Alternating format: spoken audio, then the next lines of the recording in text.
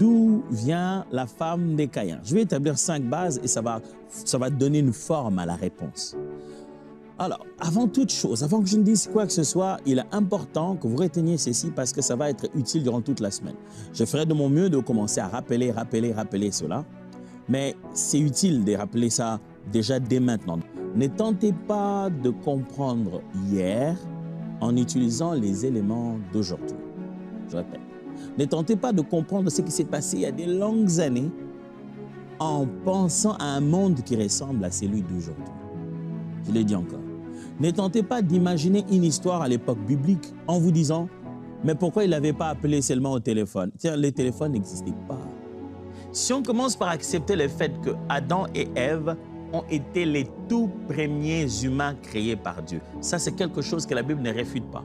Pourquoi j'insiste? Parce qu'il existe là dehors des théories qui sous-entendraient que Dieu, justement, il avait lui créé aussi d'autres êtres humains ailleurs. Et puis donc Adam et Ève étaient qu'une partie des êtres humains. Donc alors, ce qui s'est passé, c'est que Caïn, en fait, il était rencontré d'autres humains que Dieu avait créés aussi ailleurs. Non, non, non. La Bible est très claire.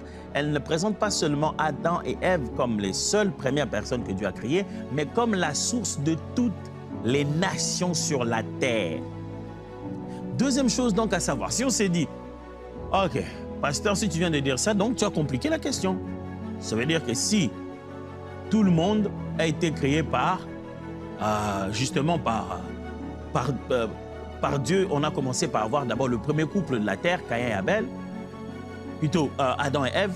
Donc ils ont eu Caïn et Abel, et puis Caïn a tué Abel. Maintenant, sa femme est venue d'où?